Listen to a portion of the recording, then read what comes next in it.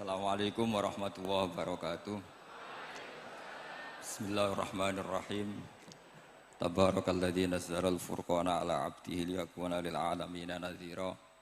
Allahumma shalli wa sallim ala sayyidina maulana Muhammadin wa ala alihi wa sahbihi asma'in amma ba'du. Yang sangat saya hormati Rektor Tribakti Kiai Haji Abdul Ghafabi, semua keluarga Lirboyo, semua yang hadir yang saya hormati. Ini tadi saya diajari doa maksa Tuhan. Saya punya sanad yang mungkin lebih keren. Jadi ada seorang Arabi berdoa di Raudhah. Ya Allah, jika Engkau jadikan orang soleh, maka yang senang adalah kekasih-Mu. Jika Engkau menjadikan saya orang fasik, maka yang senang musuh-Mu, yaitu iblis. Tinggal jenengan mau menyenangkan kekasih-Mu apa musuh-Mu. Akhirnya ada hatif, ya sudah, soleh saja soleh, doa kok gitu. Artinya kalau seseorang soleh yang suka siapa? Rasulullah. Rasulullah berstatus Habibullah. Ya Allah, kalau Engkau jadikan aku orang soleh yang suka kekasih-Mu. Kalau aku jadi orang fasik yang suka musuh-Mu. Terserah jenengan mau menyenangkan musuh-Mu apa menyenangkan kekasih-Mu. Coba ampun, terserah jenengan. Tentu pilihannya Allah menyenangkan kekasih Allah.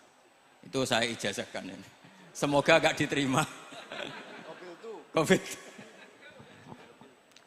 Jadi kalau di Ihya itu ada Kitabul Wujdi, ada yang baca Al-Wajdi. Tinggal zaman mondok ngarokati apa enggak tahu saya. Resiko mondok Lirboyo memang gitu, kata Mbah Mun itu harus semuanya diharokati. Tapi kata Mbah Mun, ini sarang, jangan harokati semua, jangan maknani semua. Kalau dalil di sini katanya kan apa itu al ilmu sayyidun wal kitabatu qaiduhu. Jadi ilmu itu ibarat hewan liar, supaya enggak liar dicancang gitu. Tapi kata Mbah Mun, abok cancang kabeh ya ketekekan mati gitu. Jadi ini, nah saya ini kan dikatakan Gus Ghafabi tadi cucu murid. Ini saya senang sekali karena memang saya jarang mau diundang pengajian umum. Karena diundang itu artinya kan makmur, diperintah. Sehingga ini sekaligus maklumat, yang nggak merasa mbah guru, jangan ngundang saya, itu kualat nanti. Karena saya berkali-kali bilang, hormat kiai itu wajib, tapi ngatur kiai itu haram. Jadi aturan mainnya jelas, hormat kiai itu wajib. Seneng kiai wajib, tapi kalau ngatur kiai haram. Ngatur itu ya fatwa itu, fatwa ya. Begini, saya ini baru neliti, mungkin ini tahadus bin nikmat. Saya berkali-kali rembukan sama, termasuk diantaranya sama Profesor Quraish Shihab. Itu mau menjadikan manhajul Quran itu mudah. Di antara kitab yang saya pelajari serius itu kitab Syajaratul Ma'arif. Nanti sebagian tak tinggal di sini biar diajarkan Gus Rizza. Itu rencananya PSG Pusat Studi Qurannya Pak Quraish itu menerbitkan itu. Sementara ini sekarang di UI Universitas Islam Indonesia saya juga ngajar kitab itu. Kitab itu begitu mudah menjadikan Quran itu pegangan. Kalau di sini katanya mau dimilenialkan itu, milenial itu. Itu begini, misalnya begini. Ini saya beri contoh. Jadi peristiwa-peristiwa khusus yang ada di Quran itu ditabwib secara umum. Jadi ini saya nanti tidak guyon supaya Gus Rizza agak kelihatan kalah, karena kalau guyon-guyonan itu menang saya. Saya ini orang Pantura. Saya misoh saja ada dalilnya. Karena memang dalam tarikh-tarikh itu gitu. Ini Muhammad ponakan kamu, kata orang-orang kafir. Saffaha ahlamana wasabba alihatana. Semoga gak ada yang menerjemah wasabba alihatana. Kitab itu mudah sekali. Misalnya begini, saya beri sekian contoh, mungkin 3 sampai 4. Babu nafil ibad bikullil bilad. Bab kalau seseorang itu harus manfaat di mana saja dia berdomisili. Terus beliau secara mudah bilang qala ta'ala hakian an Isa bin Maryam wa ja'alani mubarakan ainama kuntu. Saya adalah orang yang hidup di mana-mana itu membawa apa? Berkah. Terus beliau memberi judul secara umum Babu Nafil Ibad Bikullil Bilad. Sehingga saya di Rembang, di Lirboyo atau di mana saja, etikanya satu, harus bermanfaat. Setidaknya manfaat kalau ada orang ingin menang ya saya ngaku kalah lah. Kalau ada orang yang ingin saya diangkat jadi murid ya oke saya jadi murid beliau. Enggak masalah. Karena bagian dari kesalian itu tawaduk. Pasti yang tawaduk jadi wali karena man tawadu'a rafa'ahu Allah. Yang kumo luhur jadi guru pasti tidak jadi wali.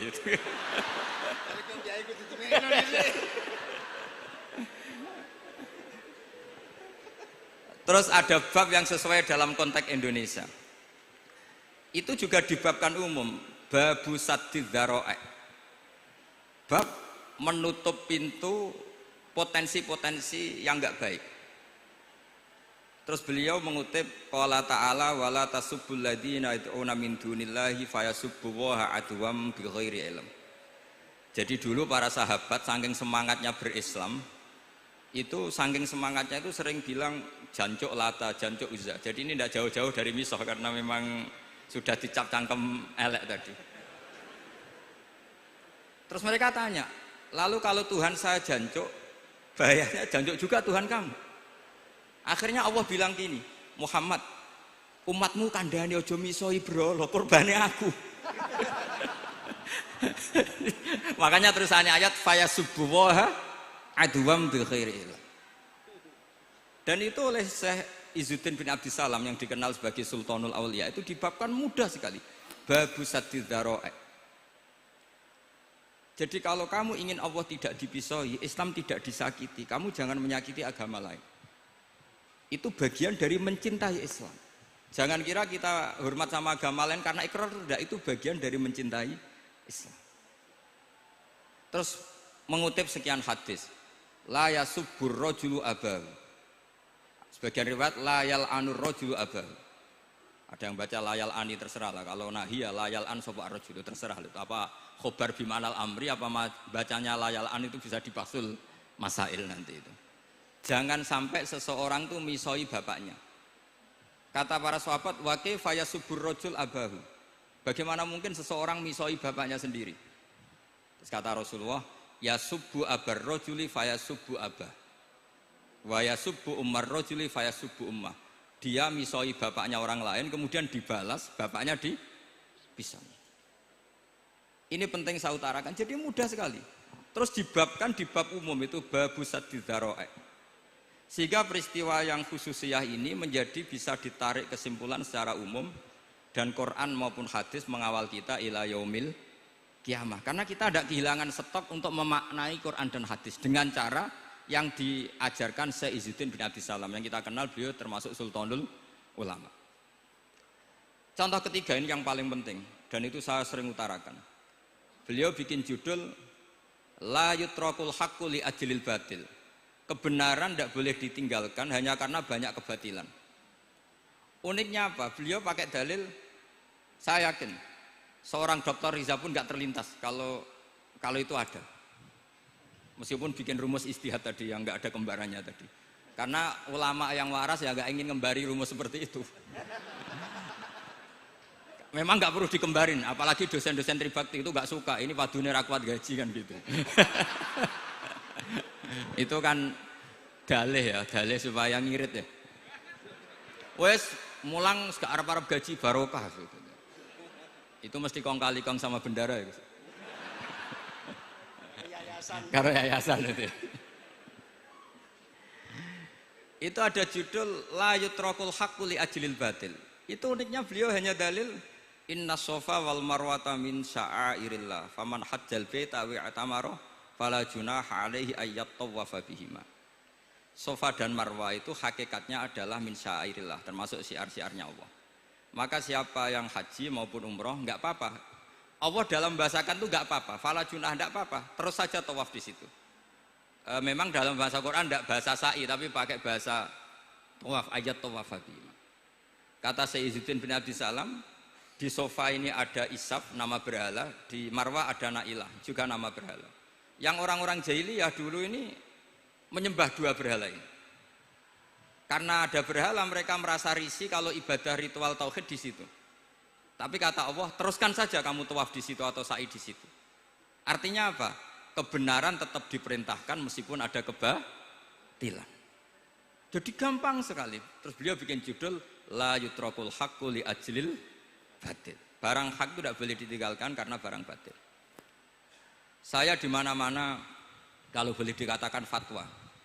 Kalau ada orang mati karena narkoba atau karena mendem atau karena koplo atau karena oplosan, itu kita sebagai kiai datang saja.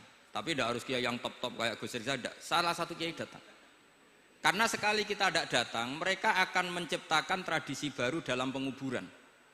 Kiai ratekong, soleh-soleh ratekong, dipendem ala mereka. Didekno ambek diminumi arak. Sehingga kita datang ini karena apa? Sebetulnya demi melaksanakan syariat Islam, memperlakukan janazatul muslim. Kita kelola secara Islam. Meskipun mangkel, kita mangkel, wong mati kok oplosan. Mati-mati pas sujud kan keren. Atau mati karena gaji terlambat kan keren. Ini mati kok. Atau mati karena miskin telat apa? Gaji kan keren, tirakat lah, qanaah. Nah. Betul, ini mas-mas kalau yang mencintai Mbak tidak kesampaian, syahid cinta itu juga syahid. Asal tidak pernah lihat, tidak pernah SMS. Ngempet tok, itu kalau mati itu syahid. Tapi syaratnya nggak ngelihat, nggak nge-SMS, nggak WA. Pokoknya seperti itu. Nah, ini penting saya utarakan. Saya pernah diundang salah satu acara akad nikah. Itu yang undang itu nanggap ketoprak. Gus nanti ada ketoprak di rumah saya, tapi jangan nggak usah lihat itu. Tapi jam 9 ngakatkan anak saya. Ya saya datang. Pas itu memang nggak ada udzur saya datang. Itu sudah ada biduannya banyak di situ. Kenapa saya datang? Pikiran saya tadi. Kalau kiai tidak menyaksikan akad nikah, nanti mereka bisa bikin cara akad dengan cara mereka sendiri. Sehingga takbir-takbir yang di fikih, misalnya walimatul ursi itu kalau ada ikhtilatur rijal wan nisa haram hadir. Itu nggak pernah dilakukan oleh guru-guru kita. Setahu saya Mbah Mun, bapak saya, guru-guru kita, meskipun ada ikhtilatur rijal wan nisa, mereka kalau ada walimatul ursi asal tidak ada udzur itu datang. Karena la yutrakul haqqu li ajlil batil. Padahal jelas di Bajuri, di Anatut Thalibin, jika hunaka muharramun harumal hudur. Entah kalau Gus Rizal baca hurrimal hudur atau harumal hudur, tidak tahu, saya ini kan bisa debat ini. Karena saya santri sarang, jadi kalau baca 2 kali, harumal khudur atau hurrimal khudur. Tapi kalau yang santri sini mau tidak mau ya anut harokatnya guru tadi. Resikonya nurut itu harus ikut haruma apa hurrima. Kalau saya karena enggak dimaknani, jadi ya bingung. Maksudnya bingung milih, saking banyaknya ilmu. Bukan bingung karena goblok, bukan.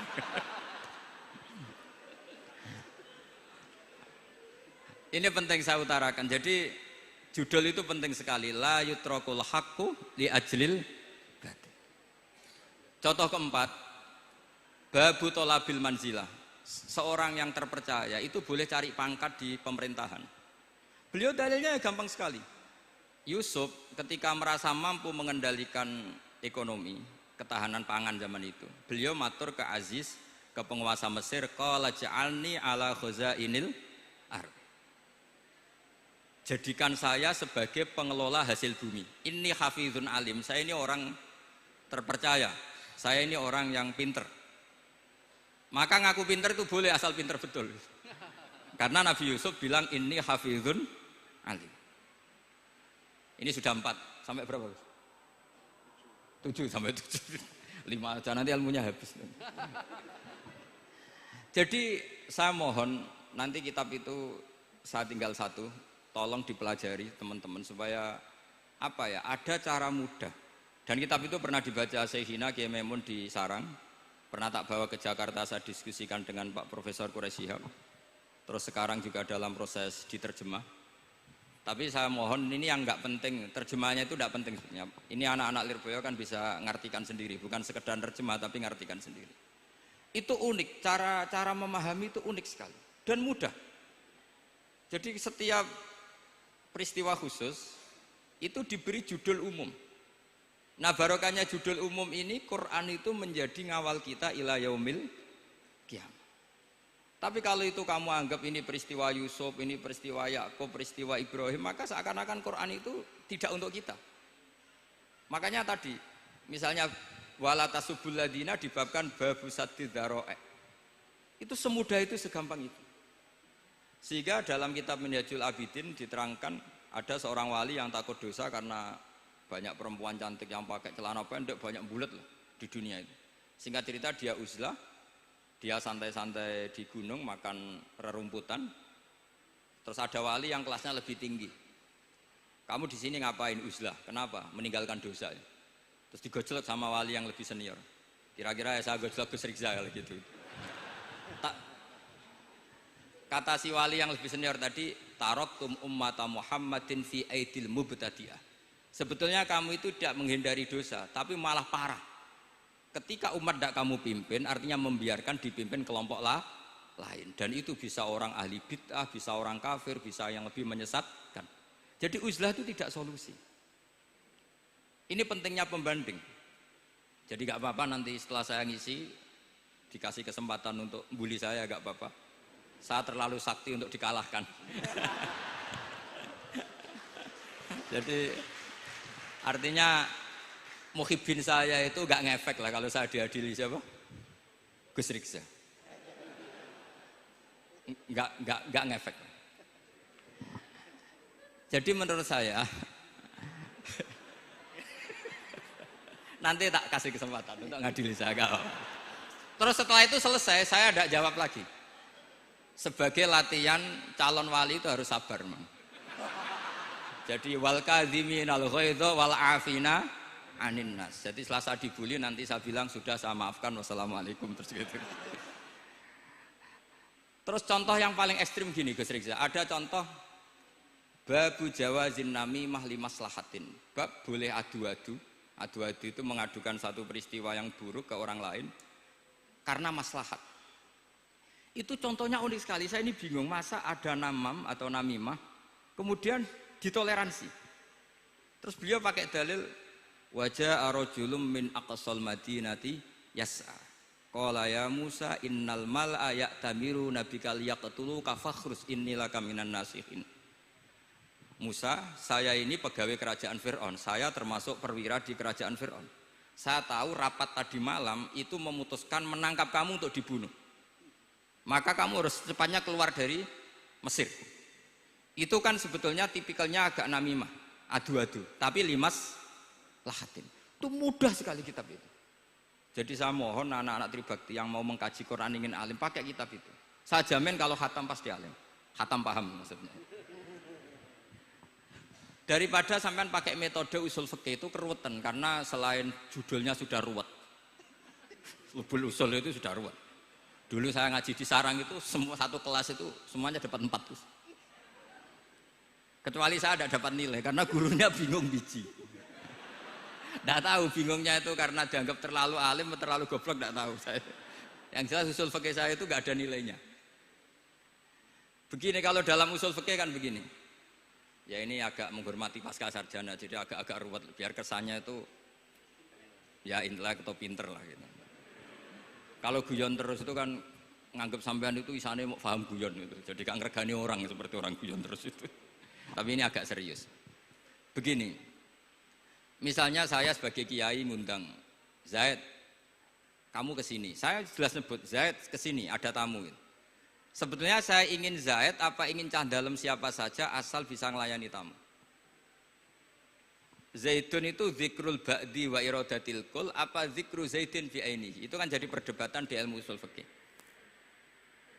Ketika Zaid gak ada, terus di situ ada pelayan yang bernama Bakar Umar gak datang, pasti kayaknya marah. Cek sombong ya santriku, tak udang rano sing moro. Terus misalnya anak-anak bilang, Pak Yai Anda kan tadi manggil Zaid, tidak manggil kita. Cek gobloknya maksudku ono sing nyuguhi teh. Ora kudu Zaid, Bakar Umar ya kena. Bocah kok goblok kan mesti gitu. Artinya gini, menyebut aktor dalam Quran atau hadis itu yuradu syakhsun bi'ainihi, apa itu bagian dari zikrul ba'di wa iradatil. Sehingga semua peristiwa di Quran entah itu nyebut Fir'aun berarti mewakili orang togo, orang yang lajut. Menyebut Musa mewakili orang baik. Apa bagaimana? Itu jadi perdebatan. Lah itu di kitab usul fikih itu penjelasannya ruwet sekali. Sehingga mungkin misalnya begini dalam satu kaidah usul fikih. Hormati tamu yang datang ke saya, siapa saja. Setelah itu saya ralat, hormati Zaid jika datang bertamu ke saya. Dalam usul fikih itu potensi Zaid ini menjadi mukhassis, berarti siapa saja menjadi batal karena ditaksis kata Zaid. Ada potensinya begini, siapa saja tetap berlaku, dan kiai menyebut Zaid adalah zikru ba'di afrodi dzalikal kulli, menyebut individu dari kuliah yang masuk. Jadi tetap hormati tamu siapa saja. Yang termasuk siapa saja adalah Zaid. Apa siapa saja tidak menjadi hukum karena terganti hanya khusus Zaid. Itu jadi perdebatan di perdebatan usul fikih. Jadi terlalu ruwet. Tapi kalau di kitab tadi yang Syajaratul Ma'arif karangannya Izzuddin bin Abdissalam, itu gampang sekali. Saya baca itu min awali hatta akhir itu tidak ada yang iskal, gampang sekali, mudah sekali. Karena tadi mungkin dikarang ahlinya dan dibaca oleh ahlinya, jadi gampang sekali ini. Jadi semudah itu, istidlal itu gampang sekali. Ya saya ulang lagi tadi, karena ditulis orang ahli dan dibaca oleh orang ahli. Tapi saya pastikan kitab itu tuh mudah sekali. Kenapa saya menyarankan begitu? Karena begini, sekarang tuh banyak orang menafsirkan Quran karena hanya melihat terjemah atau dengar-dengar dari orang lain. Sementara kita yang gudangnya, kita ya semua lah santri sarang Lirboyo semua, itu tidak mau memulai. Andai kan kita mau memulai, maka kita akan tahu apakah zikrus syekh itu menjadi takyin, harus itu, atau zikrus syekh itu zikrul ba'di wa iradatil kul. Saya beri contoh masalah hukum fikih, karena ini bidang saya dulu ketika muda sering makili Anwar Musyawarah di Lirboyo. Dulu yang makili Lirboyo Gus Isom, Gus Rizal belum musuh saya dulu, belum musuh saya dulu. Jadi kalau musuhi saya itu terlambat, saya sudah sufi, sudah agak ahli fikih, sudah pensiun, bukan karena sudah bodoh, tapi sudah ben diurusi sing nom-nom gitu. Sudah makom saya sudah ndak itu sudah. Ndak tahu entah makom saya dari mana, ndak tahu saya. Misalnya begini, saya beri contoh. Di antara yang enggak boleh dalam pernikahan adalah wa antajma'u bainal ukhtain. Menikahi mbaknya plus adiknya, fi nikahin wahid, tahta rajulin wahid. Jadi enggak boleh mempoligami mbak bersama adiknya. Kalau kita percaya zahirun nas, maka yang haram hanyalah wayoh atau berpoligami mbak dan adik. Dan itu bahaya kalau Anda memahami seperti itu. Zaman Rasulullah Sugeng ngendikan ditambahi satu tok sama Nabi. Wala benal mar'ati wa ammatiha wala benal mar'ati wa kholatiha. Itu kalau orang Jawa kan satu, karena bulik dan bude, orang Jawa itu sama, dari bapak ya bulik, dari ibu juga bulik. Tapi kalau orang Arab bilang min jihatil ab disebut ammah, min jihatil dikatakan kholah. Nabi zaman Sugeng itu hanya nambah itu tok. Juga agak boleh menikahi ponaan plus buliknya atau menikahi buliknya plus ponaannya. Kemudian oleh ulama fikih ditambahi satu kaidah. Dua perempuan yang kalau saja laufurido itu kalau saja diandekan yang satu lelaki tidak boleh nikah, maka orang ini tidak boleh dijamu dikumpulkan tahta rajulin wahid. Berarti memasukkan siapa saja? Mbah dan cucunya, perempuan dan buliknya, perempuan dan saudaranya. Nah, artinya gini, andekan yang disebut Quran itu menjadi itu saja hukumnya, maka yang haram poligami hanya mengumpulkan mbak dan adiknya, karena Quran hanya bilang wa antajma'u bainal ukhtain. Tapi tentu itu kebodohan. Mesti gak tahu ngaji usul fikih. Kitab yang pantangannya orang banyak, ya pantangannya gurune bareng. Jadi itu bukan pantangan muridnya saja, ya pantangan gurune bareng. Akhirnya apa? Itu kita analisis bahwa ini mimbabi dzikril ba'di wa iradatil kul. Mungkin ada ulama yang era Imam Syafi'i meredaksikan wa antajma'u bainal ukhtain ibaratun anil jam'i bainal mahromen. Apapun itu, tetap ukhtain di sini itu satu percontohan mengumpulkan dua perempuan yang ada hubungan mahram, entah karena saudara kandung atau bulik bude atau mbah sama cucu. Lalu pertanyaannya, kenapa Quran tidak menyebutkan mbah dan cucu? Kebayang nggak misalnya Gus Rikza nikah orang perempuan cantik umur 25 plus mbahnya umur 70 tahun? Nggak mau membayangkan. Katanya tidak mau membayangkan. Artinya gini, orang waras itu tidak akan melakukan seperti itu, maka nggak perlu dilarang. Tapi nak rabi bae suwe-suwe gedon jebule ayu adi itu banyak. Terus dongano bae mati itu banyak itu. Sehingga yang potensi bahaya itu wa antas mau penal ukten. Karena yang potensi nakal itu ya itu tadi. Roh nak mbake luwe ayu rabi adike, semoga kalau sedang keluarga orang lain ceraikanlah. Tungone maksa. Tungone maksa niku mau.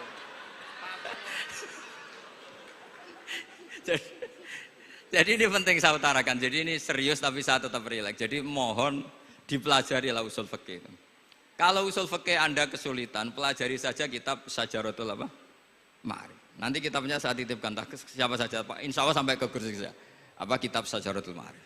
Itu menurut saya kitab terbaik dalam mempermudah memahami Quran.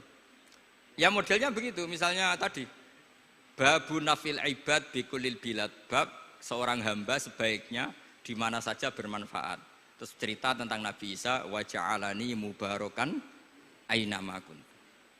Saya masih ingat baca kitab supaya Pondok Lirboyo bangga bahwa cucu muridnya alim alama. Jadi ini bagian dari itu. Wong putu muridnya we alim, bangune murid Lirboyo ora alim, wong putune we alim kan gitu. Jadi kalau sampean ndak alim dosa gede. Saya kata Gus Kafabi kan putu murid, wong putune we alim mosok muridnya gak alim. Awas nak keman gak alim, sini-sini wong. Jadi harus mengkaca putune we alim, apalagi Anak epas. apalagi anak epas.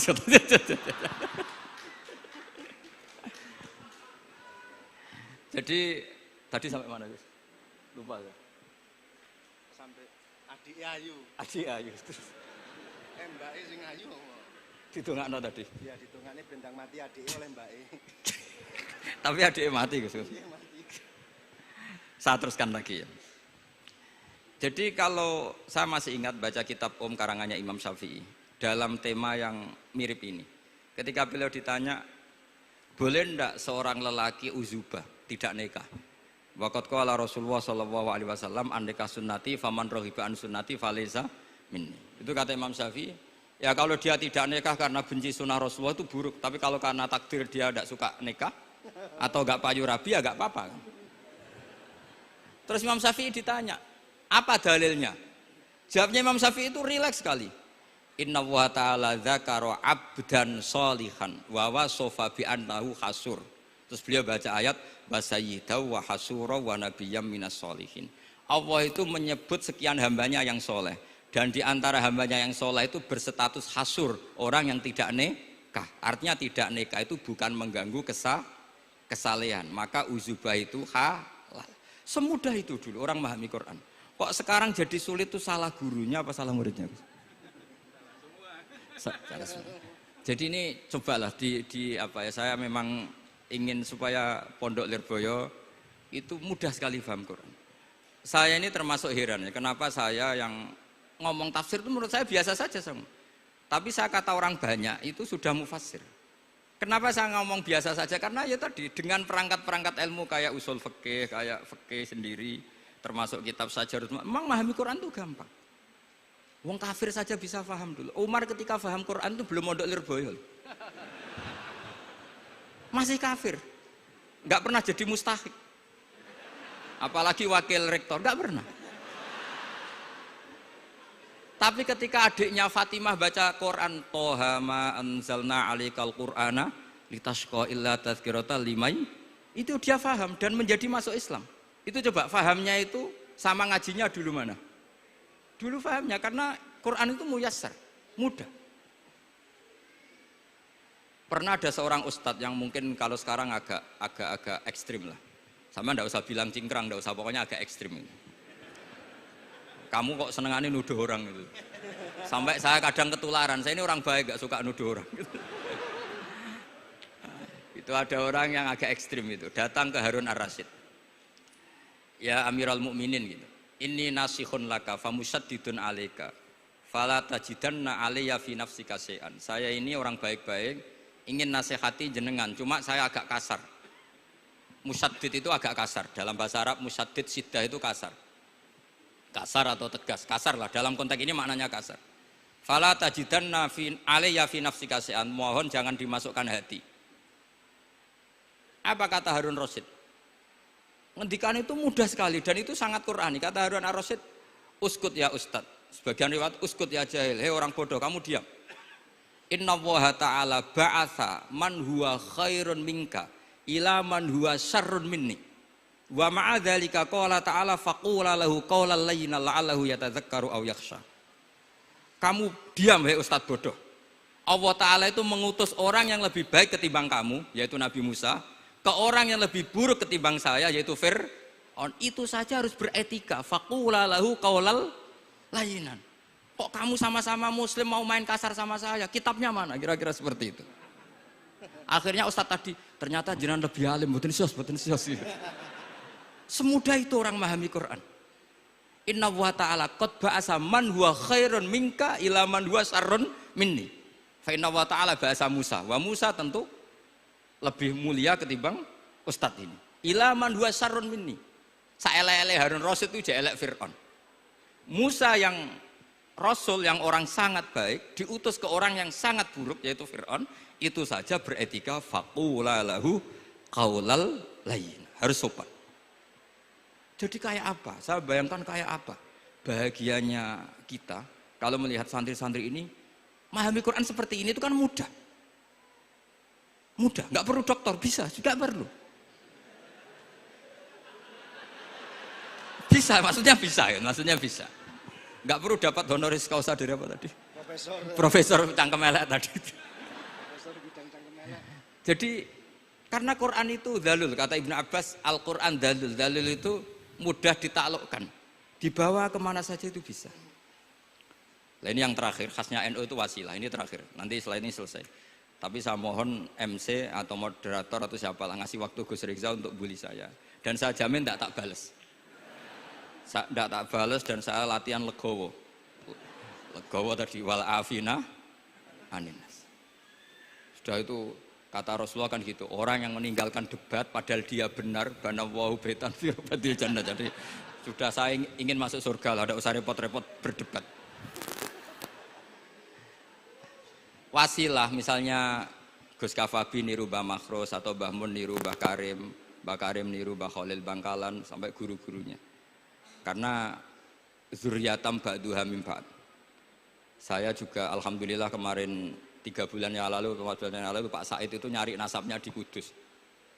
Kebetulan beliau sudah dengar-dengar kalau saudaranya Mbah Sahal. Mbah Sahal itu sepupunya Mbah saya, nyari-nyari ketemu beliau senang sekali. Cuma terakhir tanya saya, Gus, saya dengan kamu tua mana? Tua saya, buyut kamu adik buyut saya, kata saya. Nyai Fadilah itu saudaranya buyut saya, Mbah Maksum, buyut saya. Yang di Pondok Damaran, saya sampai sekarang masih ngajar di Pondok Damaran, belakangnya Masjid Menoro itu.